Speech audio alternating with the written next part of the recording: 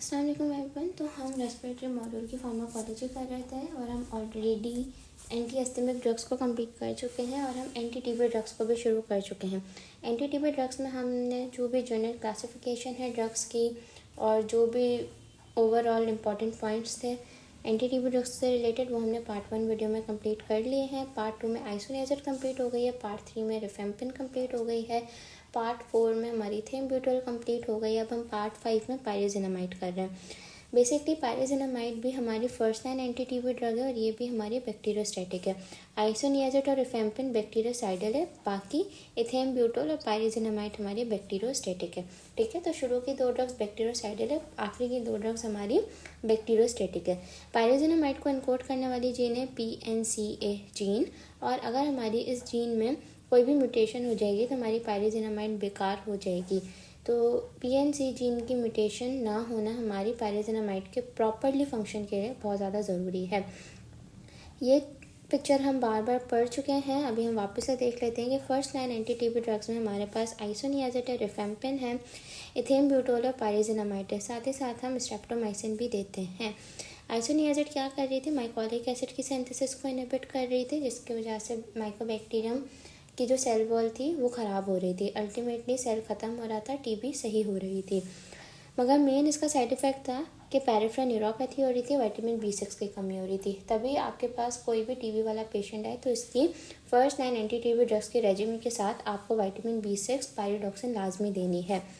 रिफेम्पिन के बारे में हमने कहा था कि आपका RNA पॉलीमरेज एंजाइम को इनहिबिट कर रहा है, जिसकी वजह से RNA नहीं बन रहा प्रॉपर, न्यूक्लिक एसिड सही नहीं बनेगा तो सेल भी ज़्यादा टाइम सर्वाइव नहीं करेगा। अल्टीमेटली माइकोबैक्टीरियम ट्यूबरक्लोसिस का सेल ख़त्म हो जाएगा। मेन मसला रिफेम्पिन का ये था कि आपका ऑरेंज कलर्ड बॉडी सिक्रीशंस करा रहा था, ऑरेंज यूरिन करा रहा था, जिसकी वजह से पेशेंट हमेशा डर जाता है। वो ये समझते हैं कि उसको यूरिन में ब्लड आ रहा है, बट वो एक्चुअली ब्लड नहीं होता, वो बस एक ड्रग का साइड इफ़ेक्ट होता है और वो भी हार्मलेस साइड इफ़ेक्ट है। इसमें कोई परेशानी की बात नहीं है, तो आप पेशेंट को काउंसल कर दें, वो समझ जाएगा। इथेनब्यूटोल हमारे एरेबिनोग्लेक्टिन की फॉर्मेशन को इनहिबिट कर रहा था, जिसकी वजह से हमारे माइकोबैक्टीरियम ट्यूबरक्लोसिस की सेल वॉल ख़राब हो रही थी। मेन मसला ये था कि इथेनब्यूटोल हमारे आँखों में मसने कराता है, ई से इथेनब्यूटोल, ई से आई। ठीक है, तो आपको साइड इफ़ेक्ट्स में याद होना चाहिए कि इथेनब्यूटोल आई से रिलेटेड साइड इफ़ेक्ट्स करा रहा है। अगर हम पायरिजिनामाइड की बात करें तो पायरिजिनामाइड का मैकेनिज्म ऑफ एक्शन अननोन है, हमें नहीं पता। कहा जाता है कि फैटी एसिड की सिंथेसिस इनहिबिट करा देता है, XYZ, लाइक पता नहीं है, ऐसी हवा में बातें। तो आपके पास अगर पायरिजिनामाइड का मैकेनिज्म ऑफ एक्शन है तो आप अननोन लिख देना, आपको मार्क्स मिल जाएंगे। बाकी पायरिजिनामाइड का जो मेन साइड इफ़ेक्ट है वो है हाइपरयूरेसीमिया। ठीक है, अगर आपने किसी को एंटी टीबी ड्रग्स रिकमेंड की हैं और वो फिर थोड़े अरसे बाद हाइपरयूरेसीमिया के साथ आ रहा है तो आप समझें कि ये पायरिजिनामाइड की ही वजह से हुआ है। तो पायरिजिनामाइड क्या करा रहा है? पायरिजिनामाइड हमारा यूरिक एसिड को इंक्रीज़ करा रहा है।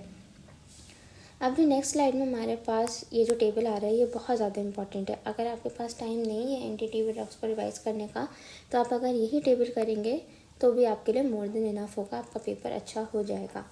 खैर, पायरिजिनामाइड का मैकेनिज्म ऑफ एक्शन हमें पता नहीं है, बट हमें ये ज़रूर पता है कि पायरिजिनामाइड की एक्टिव फॉर्म पायराज़ोइन एसिड है।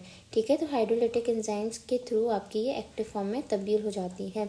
म्यूटेशन हो जाएगी अगर PNCA जीन में तो आपकी पायरिजिनामाइड बेकार हो जाएगी। अगर आप ड्रग को अकेला दोगे तो भी आपकी रेजिस्टेंस आ जाएगी, और अगर ड्रग इफ्लक्स पम्प्स मौजूद हैं, बेसिकली माइकोबैक्टीरियम ट्यूबरक्लोसिस के अंदर ड्रग जाएगी, आपके सेल के अंदर काफ़ी अरसे तक रहेगी, तभी वो अपना एक्शन दिखाएगी।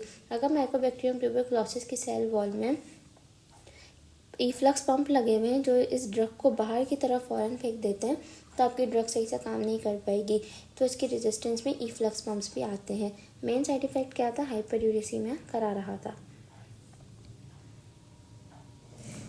मैकेनिज्म ऑफ एक्शन हम वापस से देख लेते हैं। तो मैकेनिज्म ऑफ एक्शन यही है कि आपका अनक्लियर है, बट कहा जाता है कि आपके फैटी एसिड की सिंथेसिस को इनहिबिट करा देता है। अब आपने देखा होगा कि जितने भी सेल्स होते हैं इनकी मेम्ब्रेन में फैटी एसिड्स मौजूद होते हैं। अभी फैटी एसिड सही से बने ही नहीं है तो सेल वॉल ख़राब है, सेल वॉल ख़राब है तो आपका सेल बेकार जल्दी ख़त्म हो जाएगा। ठीक है, फार्माकोकाइनेटिक्स में यही कहा जाता है कि आपका ये ओरली एक्टिव होता है, लिवर में जाके मेटाबोलाइज होता है, रीनल से एक्सक्रीट होता है। अगर आपकी किडनी प्रॉपरली काम नहीं कर रही तो आप पायरिजिनामाइड नहीं दोगे, बिकॉज फिर पायरिजिनामाइड आपकी बॉडी से निकलेगी ही नहीं, क्योंकि किडनी काम ही नहीं कर रही सही से। ठीक है, तो फिर आपको डोज की एडजस्टमेंट करनी पड़ेगी। एक्टिव फॉर्म इसकी पायराजिनोइक एसिड है और ये आपके लिवर में बन रही होती है।